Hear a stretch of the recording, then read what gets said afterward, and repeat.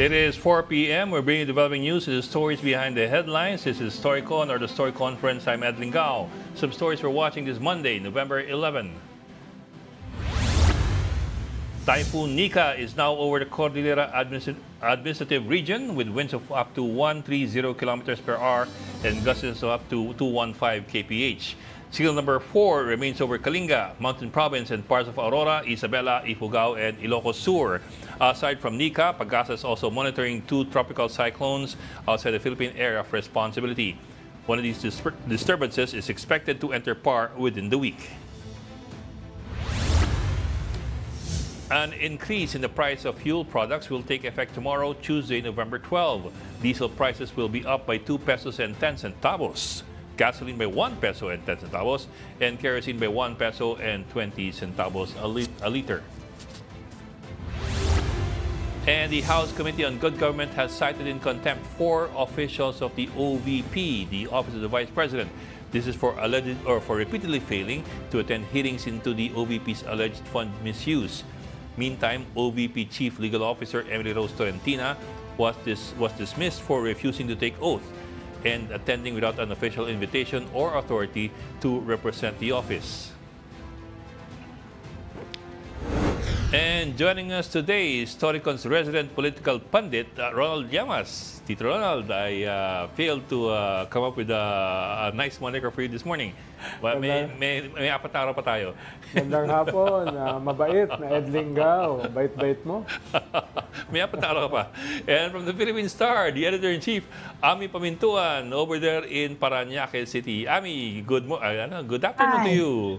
Happy Monday. Happy generic yung greeting sa'yo ngayon. Oo nga eh. Sabi nga, may apat na araw eh. Happy Monday. Parang nag-crystallize si Ami ngayon. Ano yun? Native yan, native. Native ba yan? Akala ko crystals eh. Hindi pala. Hindi. Embroidery lang yan. Okay. Si Ami, leave it to Ami to come up with something colorful all the time eh.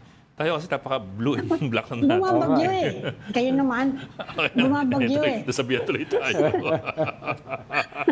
Sinuspindi na yung mga klase eh. Today. Yes. Pero, although signal number 1 lang dito. Pero wala namang ulan. Ako nakita. Ay, meron kanina. Wala. Meron kanina. Baka sa lugar nyo. Oo, ibang time zone sa amin. Kaya siguro nag-suspend. Signal number 1 lang, suspended ang classes. Oo nga. Pero sa norte, number 4. Oo, number 4.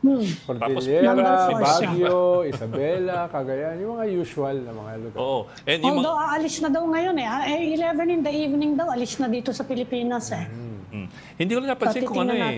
Napansin niyo ba kung makapal ang cloud cover niya? Kasi that's usually indication kung malakas ang ulan. Ewan ko dyan sa inyo, madilim dito sa amin. Madilim siya. I'm just wondering lang pero kasi kung gaano ka... Wala ka ba, hindi ba ikaw hindi ba ikaw yung weather forecaster natin? Wala kang ba diyang cloud cover chart? Tsaka may bagong narinig ko kanina sa parang may bagong warning yung Pag-asa, Alpha Bravo na. Kaya pinapahabol ko yun. Teka, ano yung Alpha Bravo? I think that's a rainfall warning. Hindi ba nila yung it's not the usual intense, torrential?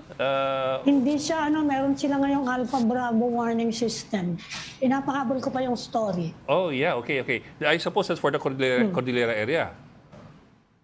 Hindi ko alam. Hindi ba nagutos si President Marcos na ayusin yung warning system? Oo. Dahil hindi daw nako-convey yung gravity ng warning nila. In fact, last week, meron silang warning na life-threatening, hindi ba? Medyo, ngayon ko lang din narinig yun. Yung warning nila sa bagyo, may accompanying description na life-threatening. Parang crimes against humanity, no? Pero hindi ba dati yung sa jaywalking, huwag tumawid, nakamamatay. Oo, daming ganun ha. Pero ang dahil hindi pumapansin. Meron yun nung panahon ni Fernando, nung Bayani Fernando, MMDA. Malapit sa amin. Nagbigay siya ng mga giant pink warning sa gitna ng kalye sa mga pedestrian. Huwag tumawid, nakakamatay. Dapat maglagay sila ng warning doon sa bus lane. Yan ngayon, yan yung bago. Hindi mo tinatablan yung mga pumapasok dyan. Mga politiko, hindi tinatablan. Okay, Ami Ronald, let's bring in our reporter from TV5 who is covering the House. Si Marian Enriquez has been covering the House Committee on Good Government and Public Accountability. Marian, kamusta ang hearing dyan tungkol sa OVP? Yes, Bok. Magandang hapon, Afternoon. Pa rin nga ngayon yung pagdinig ng Good Government Committee. At kaninang umaga, talaga namang inumpisahan na nga na 4 na opisyal ng OVP yung kinontempt nitong komite dahil nga sa patuloy na pag-iwas or pagliban, hindi pagsipot dito sa kanilang mga pagdinig. At kung maalala nyo nga, una 7 yung dati ng inisyuhan, inisyuhan sila ng subpoena, kung maalala nyo nung last week. Pero may ilang dumalo, yung 4 na talagang wala pa rin hanggang ngayon, yung kanyang Assistant Chief of Staff ni VP Sara na si Atty. Lemuel Ortonio, kanyang Special Disbursing Officer si Gina Acosta, Special Disbursing Officer naman ng DepEd si Edward Paharda, asawa nga nito na dating ASEC ng DepEd na si Sunshine Paharda. Silang 4 ay pinakontempt at pinaaresto ng komite. Habang naalala nyo ba yung Chief of Staff ni VP Sara na si Zoraida Lopez na nakaraang linggo, lumipad na papuntang Amerika, kanina nagpadala naman ng sulat. May liham siya na ang sinasabi, kinailangan niya pumunta ng Amerika para mag-alaga doon sa kanyang tiyahin na nasa ospital. Ang problema raw kasi wala na nga raw ibang kaanak itong kanyang tiyahin at siya nga yung ginawang caretaker.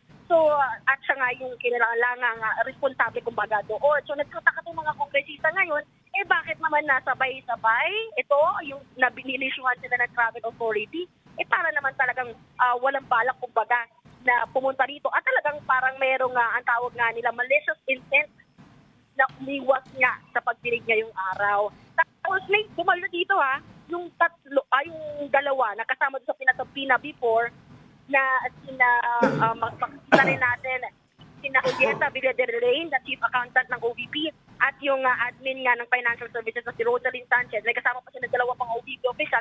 Pero lahat sila walang alam, kumbaga, o personal knowledge doon sa kung paano nga ginastos itong confidential funds ng OVP. So yun yung nakakapagtaka nga raw. May pumunta, pero wala naman ding masabi kung paano nga ginasta. At ito pa, meron pa nga nangyari nga kanina, merong in-escort palabas yung mga security dahil apparently yung Chief ng Legal Division Office dito, si Attorney Torrentina, Emily Rose Torrentina, siya kasi yung nag-refuse na tanggapin yung mga subpoena, kumbaga, doon sa opisina para nga dito sa mga officials na to.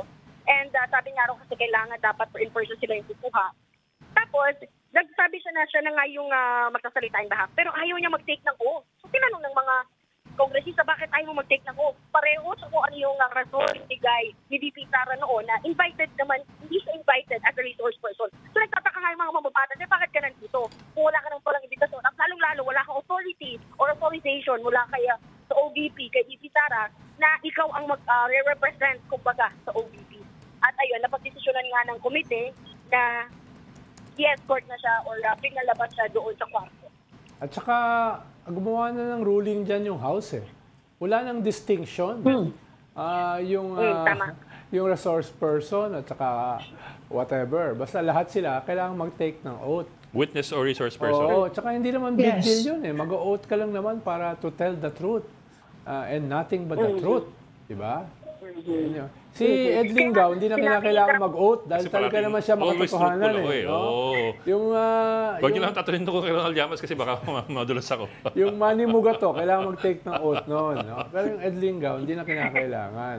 Pero Marian, doon sa 4 na inisyuhan ng subpoena, yung 3 ron nasa Pilipinas pa? Wala pang balita kung nasa Indonesia, nasa Malaysia, Ano yung isa nasa Amerika na How convenient, di ba? Pero yung 3 hindi pa naman nakakalabas. Hindi, tama ka dyan. Nasa ano lang sila, ang nakalagay doon sa kanilang travel authority na nakuha natin ang dokumento, nasa iba't ibang lugar na rin sila dito sa bansa para nga mag-asikaso, mag-monitor daw ng mga documentation and yung mga disaster preparedness para i-check yung mga activities ng kanilang opisina ng OVP sa iba't ibang lugar. Marian, yung letter nung Chief of Staff, sinabi ba niya na babalik siya? Kasi ang sabi ng OVP last week, babalik daw yan by November 16. So, meron din ba siya sa letter na sinasabi na babalik siya? Saka kung mag-aalaga siya ng tiyahin niya she is the chief of staff, napaka-importanting pwesto ng OVP. Hindi niya maaasikaso yung trabaho niya, may balak ba siyang mag-resign or something? Wala doon sa mismong sulat, kumbaga, na ipinasa nga ni Atty. Zulaika Lopez, walang nakalagay as to when, yung exact date na kanyang babalik, ano? Tingnan natin ngayon mismo, wala. Pero ang nakalagay nga lang dito, may naka-attach na request for travel authority, nakalagay November 5 to 9. Inclusive dates. November 5 to 9. Ay, no, so, sorry. Paano This is for Cherry Paharda. Yung mga nandyan, may pakukulong ba? May balak na bang, may order na ba na arestuhin at ipakulong yung mga hindi sumipot? Yung tatlo. Yung apat na pinako-contempt. Yun yung pina-contempt na and meron ng order to arrest. Actually, pwede ipacheck ni Ambassador Babes Romualdez. Una, kung talaga nga bang may sakit at nasa ospital. Ikalawa, talaga bang walang ibang mag-aalaga. No? So, pwede niya ipacheck yan Tapos ikatlo, kahit totoo yun, hanggang kailan? Hindi naman siya nurse, hindi naman siya doktor, di ba? So, i-clarify ko lang pala na si Zulaika Lopez ay binigyan ng huling pagkakataon last and final opportunity para humarap siya sa susunod. So, hindi siya kasama doon sa kinontempt. Okay. Marian, just before we went on air, I think they were grilling yung chief accounting officer ba ng OVP? Yung mukhang wala siyang alam doon sa, walang personal knowledge doon sa mga liquidation. Is that correct? Totoo, lahat silang humarap. Itong apat na officials ng OVP na nakaupo ngayon dyan sa pagdinig. Apparently, sa isa talaga sila tinanong, wala. No personal knowledge at all on how the confidential funds were spent dito nga sa nasa 500 million pesos, kumbaga overall na mga But I was wondering lang Marian were they asked by the congressman if that was part of their responsibilities as, for example, chief accounting officer? Kasi dun sa Memorandum Circular number 1 of 2015, yung joint circular ng COA, DBM, JLG and all that about confidential intelligence funds, they created a special unit just to audit.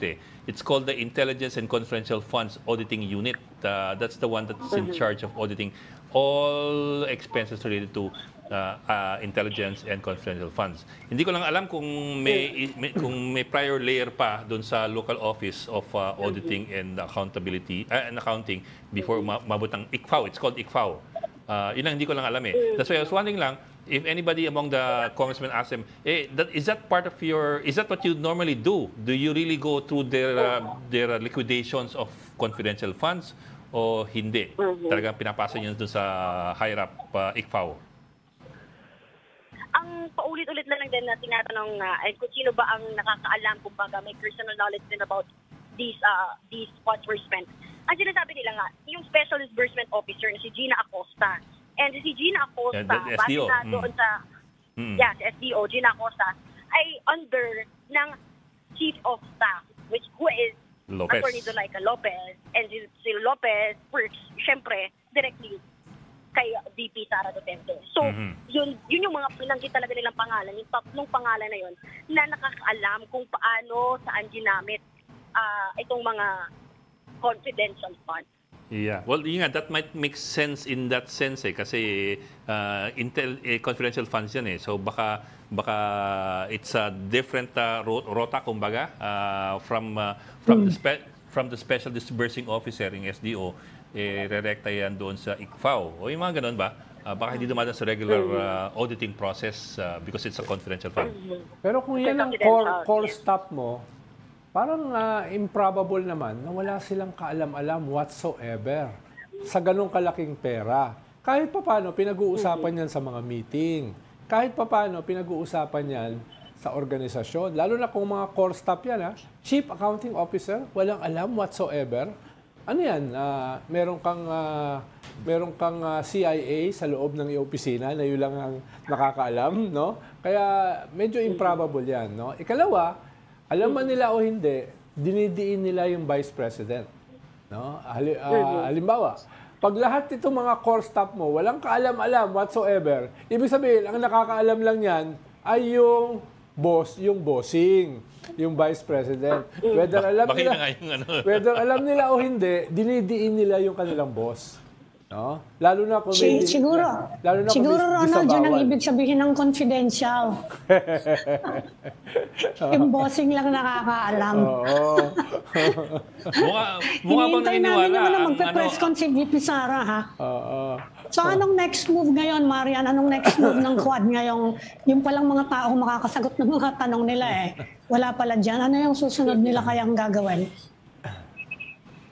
Ito na nga, yung sakali hindi pa rin dumalo, itong si Zuleika Lopez, sa kanyang Chief of Staff ni VP Sara Duterte, sa kanilang susunod na pagdinig, I think that would be next week na, no?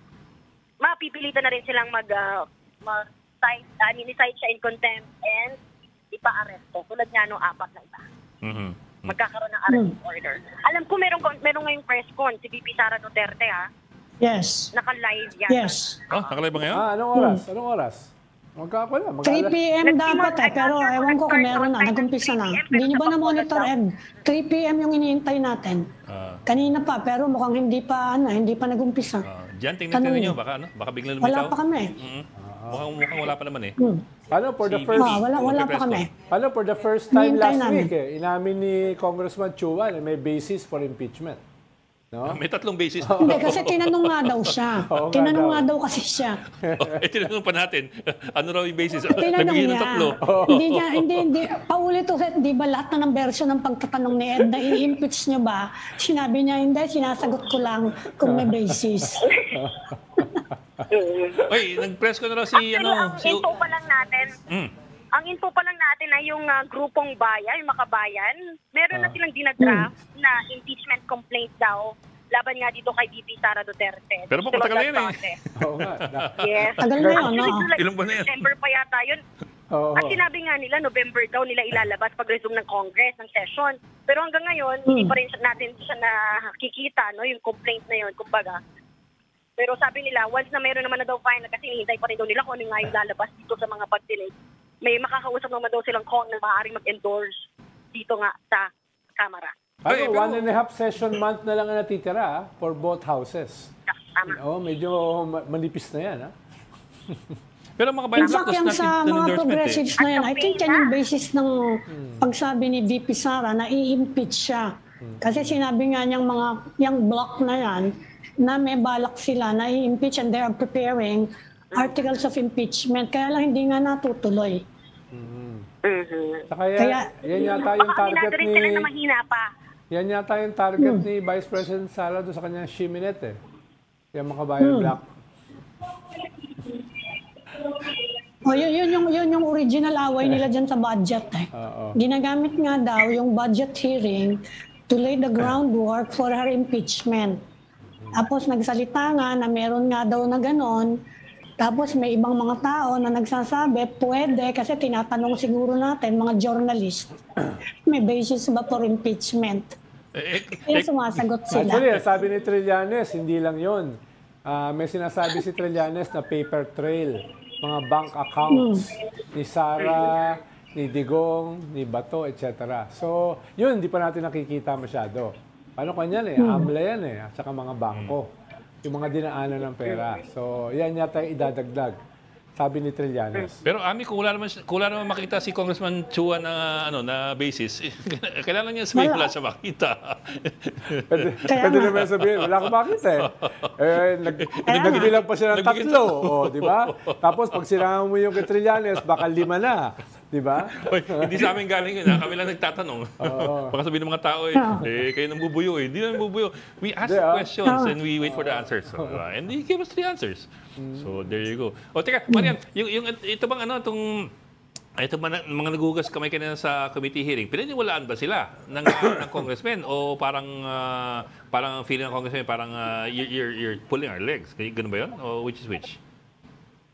Ano yun? Sorry. Di ba, Please come again, ang Nico. sabi ng ibang testigo kanina, yung Chief Accounting Officer among other people, is wala silang personal knowledge of the disbursements of and the spending of the confidential funds ng OVP. Naniwala ba ang congressman dun sa wala raw silang kaalam-alam? At pangalawa, kung di sila naniwala, yan ang balak nilang gawin. Tagalogin mo kasi yung they're pulling our leg. Ano bang Tagalog nun? Hinahatak mo ano ko. Ito na yung linigas na, no? Kung paano nga yung yung extent ng knowledge nila tungkol nga dito sa paggasta ng confidential funds. And then under oath, itong mga to, I think talagang naghahanap nga sila ng kung ano na lang yung pwede pang, I think, mahanap kung paano yung involvement, kumbaga, doon sa paggasta ng confidential funds. No, I'm worried lang kasi if they're going to, they're looking at grilling them further, o suko na sila, or citing them for contempt, mga ganun ba? Hindi na. Mukha bang bibitaw na sila doon? Wala naman, wala tayong naririnig na parang pupunta doon. Okay. Oo. Wala pa tayong naririnig na may umiinit na ulo dito na Kong. So, sumasagot naman sila, pero yun nga, hindi mapiga eh. Hindi mapiga? Parang kang naka-hit ng brick wall. Oo. Oo, na talagang wala sila alam eh. Yung mga pumunta rito, no knowledge at all. Yun nga lang kasi, to Ronald's point Tito Ronald's point parang ang laki-laking perang gumagalaw sa opisina nyo, tapos hindi nyo alam kung ano nangyari. Saan napupunta, sino gumagastos. Secret nga kasi. Secret fund. No, that's why I keep asking, mukha bang kumbisido itong mga to, o pipigain pa sila. Diba? Kasi to Tito Ronald's point nga, parang nakalaki yung pera, deadman lang tayo. Oo, wala nakakaalam kahit... Or Need to maaaring know yung lang siguro nakakaalam, yung mga expenditure. Need to know. Need to know. Doon sa Hindi office. naman petty cash yan eh. Ang nakakaalam, need to know basis okay. lang. Okay. Bok, teka. Sige, si Marian, pakawalan natin. Yes. May reporter tayo with details dun sa OVP PressCon. Marian, maraming salamat. Thank you, Marian. Salamat, Sorry. Marian. Sorry, makulit si Ronald, ha? Salamat. Salamat. Nakailang quote ka sa akin eh. No. Okay. Bok, let's bring in Rainiel Pawid, the reporter ng TV5, with updates dun sa sa PressCon ni VP Sara Duterte, I think sa Bacolod. Rainiel, come in.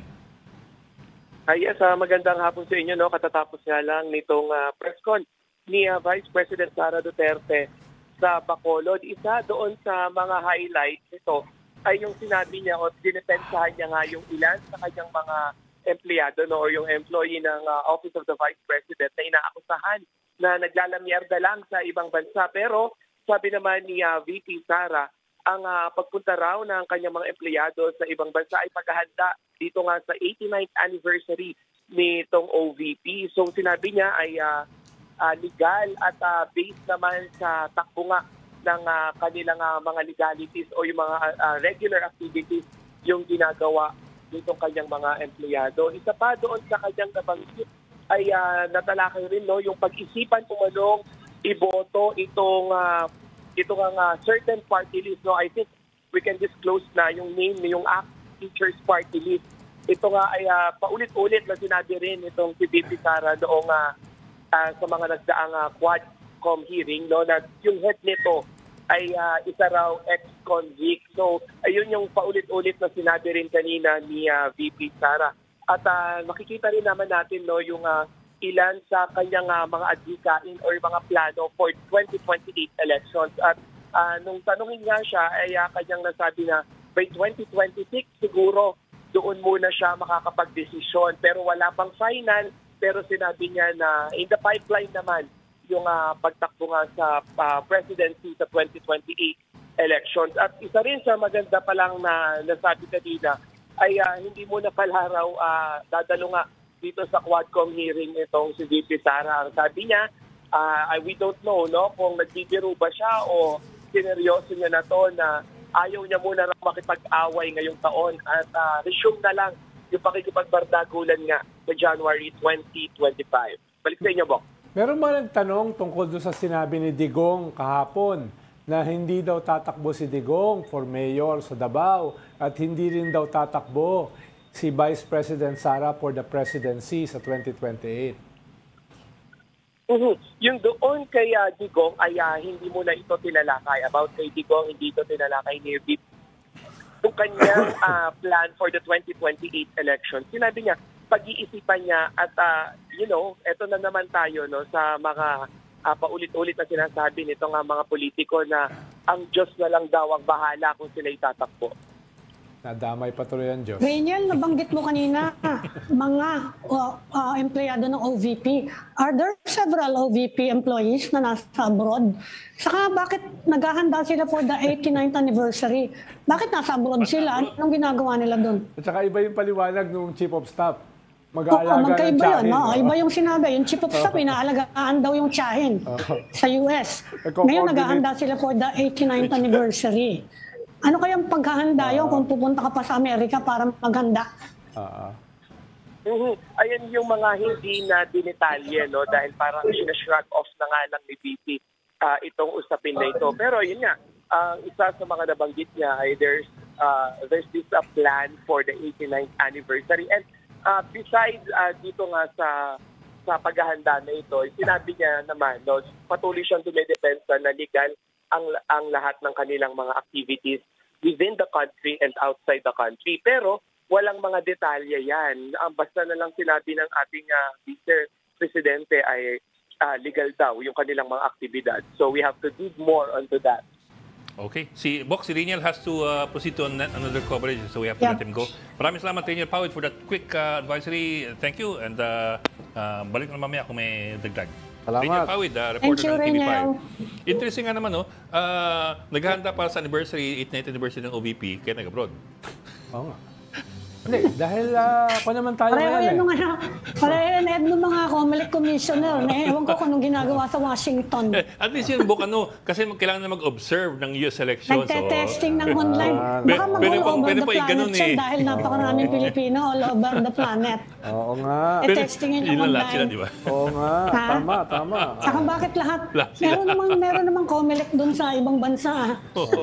COMELEC, pwede ka naman magpadala ng tao. Baka mag-unbank sila doon, malay mo. Ang tawag doon, hands-on.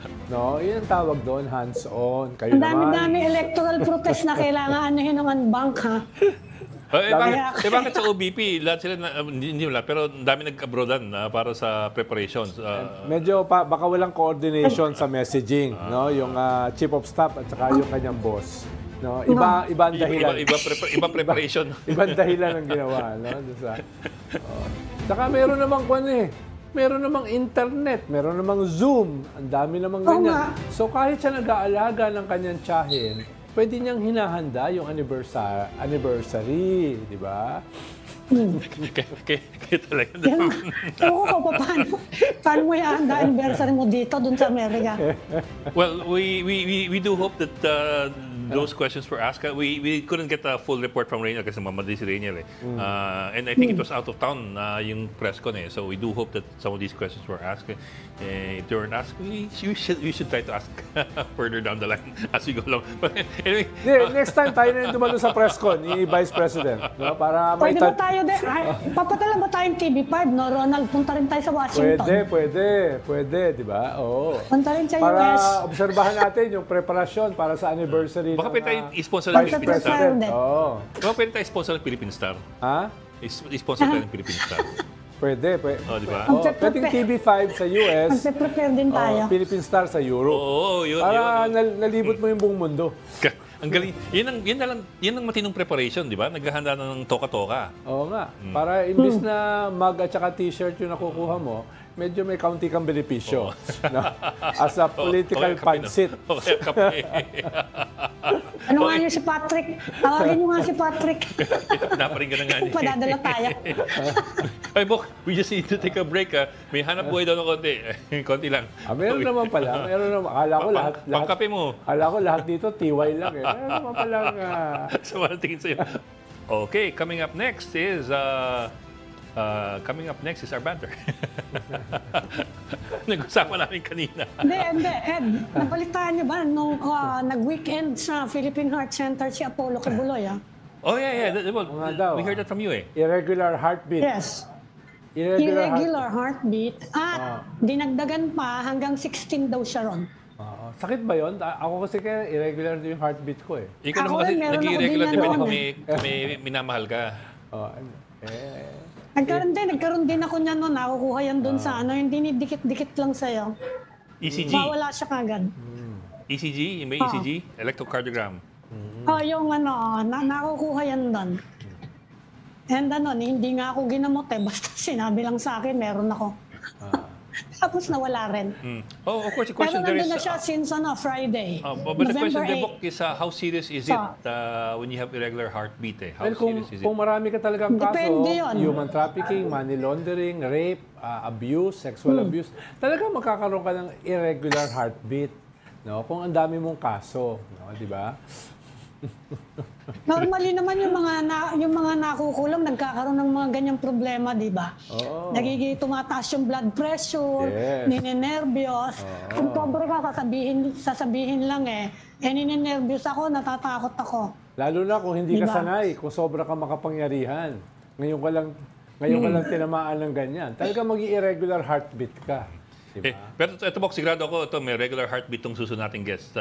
Si Prof. Professor and Dr. J. Batong Bakal ng UP Maritime Institute. Sir, magandang hapon and thank you for joining us. Ay, Magandang hapon Professor. po sa inyo. Sa lahat po nakikinig, magandang hapon po. Magandang hapon, Usapan Prof. namin ng mga heartbeat ngayon lang. Prof, teka, Normal heartbeat yan. Prof, atasan ng konti. Yung Maritime Zones Act na pinirmahan ng Pangulo last week, I was trying to figure out what's the next step there. Kasi there's been talk that we have to internationalize it to make it recognized by other countries or by multilateral institutions and organizations. Otherwise, baka maging para tayong China na meron tayong declaration na parang dash line lamang pero tayo lamang nag-declare. So what's the next step there, sir? Hindi po actually yung Maritime Zone Act implements UNCLOS and the South China Sea Arbitration. So, wala na po tayong ibang gagawin doon kundi i-map out na nga natin yung ating maritime zone, no? Yung territorial sea, exclusive economic zone, continental shelf, no? Kinikilala na po yun ng international community. Marami na pong bansa ang nagsabi nga na, for example, yung South China Sea Arbitration dapat sundin, sinusunod na po natin. Tapos yung UNCLOS naman, kinikilala rin naman ng international community. So we're just implementing it, no? So, yung batas po is a domestic legislation. Ang kailangan lang gawin doon is to inform other countries that there is such a legislation now. Okay. And then implement lang natin. No? Akala ko, Prof, So yung kung kailangan i-inform o ipadala dun sa IMO. Or UN? Or Oo, at saka yung iba ICAO. po yun.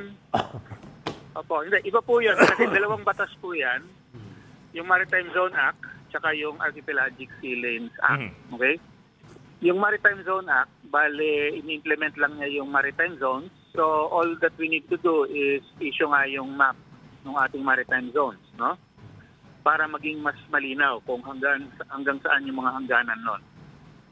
Yung Archipelagic Sea Lanes Act is yun po for further implementation pa. Bale kasi yun, inupisan lang ng isang proseso ng pag-designate naman ng sea lanes, archipelagic sea lanes, na particular para sa mga military vessels and aircraft, no?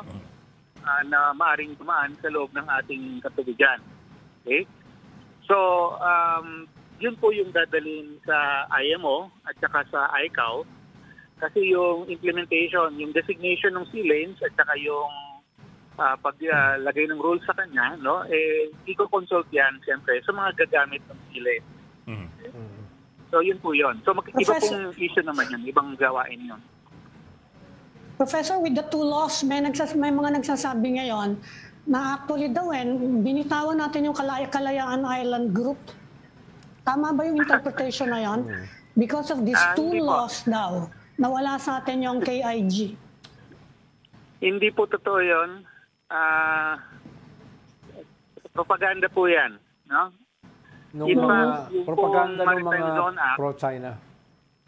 Opo, in fact, yung Maritime Zone Act, parang pinapakita nga niya na nag-exercise tayo ng full sovereignty over all our island territories outside the Philippine Archipelago, which refers to yung nga pong Scarborough Shoal at Calayan Island Group. Kaya nga po nagagalit ang China at nag-issue agad ng statement ng protest, no? Kung totoo po na ginibap natin yon, hindi po imik ang China. In fact, magse-celebrate siya, tatanggapin niya yung batas, no?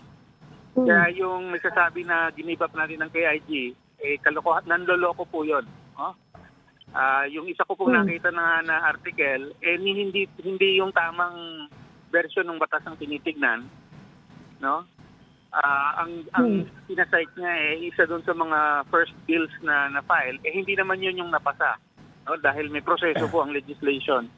Obvious na hindi niya binasa yung actual na legislation na pinirmahan ni Presidente. Mali-mali kasi yung number niya. Prof, Mali-mali sino din yan? yung laman na sinasabi niya. Sino yung nagsulat na yan, Prof? Ay siguro naman po kumakalat na yun ay malalaman ng po ng tao sino. Hindi na lang po natin sabihin. No? Professor, yung statement ng China, it was just a reaffirmation of their position, ano? Yung reaction nila dyan sa dalawang batas na yan, it merely reaffirmed their position on the issue, ano? Opo, bali hindi po yun unexpected, no? Talagang alam namin na magpuprotesta talaga ang China. Kasi para sa China, kahit naman ano gawin natin, provocative sa kanila at escalation sa kanila, no? Yes. Kahit tumutot tayo, escalation na sa kanila. So, yung mga statement nila ngayon, bale, hindi po yan bago. No? Expected po yan. Prof, ay isang tanong ng marami last week, ay ito bang pagkapanalo ni Trump ay mag-entail ng pagpabago rin sa foreign policy ng US dito sa ating rehiyon, dito sa ating South China Sea? Well, so far po yung mga nakikita namin na statement ng mga kanyang team, no, pareho lang po ang magiging posisyon ng US, no, pagdating dito sa issue na to. And in fact, yung isa po nakita naming dokumento ng kanyang agenda, kinikilala niya yung kahalagahan mismo ng Pilipinas, no, sa kanilang pagposisyon dito sa Indo-Pacific. No? So hindi po kami nag-expect ng major change. Baka magkaroon ng pagkaiba sa style dahil alam naman natin si Trump medyo unpredictable na konti. Pero yung overall na postura po nila at pakikitungan nila sa atin, hindi po natin i-expect na magbago. No? Dahil kailangan din po nila tayo sa kanilang competition laban nga dito sa China. Prof, with the passage of the Maritime Zones Act, ang sabi kasi nila, NAMRE will come up with a new map specifying kung ano yung hangganan na yung mga jurisdictions ng Pilipinas. Is this going to be maritime jurisdictions lang o pati territorial jurisdictions? For example, sovereignty issues, territory issues, or ano lang, or dagat lamang? I asked it kasi, for example, some people are asking, what about Sabah? Is Sabah going to be in the new Philippine map already or not yet? I don't know if that's, di ba? Yung pong mapa na issue base po sa Maritime Zone Act, kaya ang laman lang po niya, bale, yung maritime zones. No? Ikaklaro lang doon kung nasa ng ating archipelagic waters sa territorial sea, EEZ at continental shelf. So ilalarawan po yun doon, both yung fixed na at saka yung provisional pa lamang, no? Kasi siyempre may ilang zone diyan katulad ng EEZ continental shelf, no, na yung especially yung may kapitbahay tayo na hindi pa nagse-settle yon, subject pa yan to future negotiation siyempre and finalization. So ipapakita lang doon yung kumbaga yung starting point natin, no, sa pagtingin sa ating mga maritime zones. So, Prof, what about for example, Pag-asa Island, di ba? Pag-asa Island is not part of our EEZ anymore, but it generates its own 12 nautical mile territorial sea. So is that going to be part of the new map? Is that also specified in the Maritime Zones Act? Siyempre po, kasama po yun. And again, mabuti po, pinag-out niya yan, no? Kasi hindi naman talaga natin inangkin ng Pag-asa Island at Calayan Island Group sa basis ng EEZ. Dahil ang EEZ sa tubig lang po yan. Ang basis po ng claim natin sa Pag-asa at Calayan Island Group ay yung ating exercise ng sovereignty na hiwalay po yan sa EEZ. No? Kaya yung Pag-asa, Kaya yung dahil sila ay subject to sovereignty, meron silang territorial waters, no? So yun po, na makikita din po yan doon sa mapa, makaklarify din po yan. Okay. Professor, pag ganitong gumagawa tayo ng mapa, are we required or do we normally consult merong mga international agencies sa paggagawa nun? Para yung final na produkto na lalabas, hindi na masyadong maki-question. Meron bang ganong requirement o may rules sa paggagawa ng mapa? Wala naman pong ikukonsulta, no? Dahil yan po ay national task po yan. Bahala po ang bawat bansa na gumawa ng kanyang mapa. Meron lang tayong sinusunod na mga standards, no? Kunwari yung paano, anong kulay ng letra, anong klaseng symbol ang isang bagay, para nagkakaintindihan ng lahat ng bansa kung anong ibig sabihin ng mapa. So, yun lang, yung standards lang, sinusunod lang natin kung paano mag-drawing, kumbaga. No, in the same way na lahat po ng mga kunwari mga tawag dito, yung mga survey map para sa mga land titles, no? Standard po 'yon, no? Kahit sinong geodetic engineer na gumawa nun, sinusunod lang niya yung standard para kita ng lahat, no, naiintindihan ng lahat kung ano yung drawing niya. So ganun din po dito, meron pong standard etong bagong mapan to, Professor, we will be using as basis yung may basihan yung arbitral ruling, di ba? Opo. Opo, dahil gagamitin natin yun. Gagamitin natin yun. Opo, sinabi po niya kung paano dapat magkaroon ng EEZ and continental shelf ng Pilipinas dyan sa West Philippine Sea. So, yun po yung gagamitin din natin na basis, no? Para nga mag-drawing ng EEZ continental shelf dyan sa West Philippine Sea. Di ba, Prof, mas mahalaga ay yung term of reference nitong maritime baseline law natin ay nakasalalay hindi lamang dun sa 1898 Treaty of Versailles na yun yung term of reference ng chief legal advisor ng presidente, si Enrile, kung hindi doon sa 1900 Treaty of Washington. No? So, ang itong ginawa natin ito ay doon, yun yung term of reference. Kaya, kinaklarify niya ng malinaw yung ating teritoryo sa Scarborough. Ginawin lang po natin, no? Medyo may ibang nagkahalo-halo na dyan. No? Yung mga baseline po natin, nandun po yun sa existing law, yung RA 9522. Yun po yung baselines law natin. Inisyo yan noong 2009. So, itong Maritime Zone Act, parang, kumbaga, kung step 1 yung baseline ng RA 922, step 2 ngayon itong Maritime Zone Act. Kinaklaro kung ano yung mga maritime zones na pwedeng natin magkaroon dahil doon sa mga baselines na yon. Yun pong Treaty of Paris of 1898, saka Treaty of Washington of 1900, at saka yung US-UK Convention of 1930, yan po yung nag-identify kung ano yung mga land territory natin. No? At dahil may land territory tayo, pwede tayo ngayon magkaroon ng baselines. Okay? So, doon po yun nakasalalay, bale. So, kumbaga, yung mga treaty na yon, step 0, in-identify niya kung nasan yung lupa, no, ng Pilipinas. Kasama na po dyan yung Scarborough Shoal dahil covered po siya ng Treaty of Washington of 1900. No? Yung step 2, yung baselines law, dahil alam na natin kung nasan ang lupa natin, eh gagawa natin ng baseline. So yun, baselines law RA 9522. Okay? Then ang sunod na step is yung Maritime Zone Act nga. Dahil alam na natin kung nasan ang baselines around the land territory, then we can now determine nasan yung mga maritime zones that are based on the baselines. Okay? So yun. Ganun po yung nangyari doon. Yung Archipelagic Sea Lane Act, parang special law yun with respect to one part of the maritime zones, yung pong ating archipelagic waters or inter-island waters. No? So ini-implement lang natin yon para maklaro din kung saan ngayon dadaan ang mga military vessels and aircraft sa loob ng ating mga kapiligan. Okay. Prof, teka, huling sundot, balikan ko lang kanina, I had a question kanina about Sabah, whether Sabah would be included in the new map. I know it's not, I'm sure it's not mentioned in the Maritime Zones Act or the Sea Lane Act. It's a question on everybody's mind kasi with the new map being drawn up, a lot of people are asking, will Sabah be part of the new Philippine map or not? I don't know if you, would you know kung ano sagot doon? I'm just taking a stab here. Hindi naman po talaga maiiwasan yung Sabah dahil nandun siya sa parte na yon ng Dikit-dikit. Pilipinas. No? So, kahit anong mapagawin mo, kasama talaga yung Sabah. No?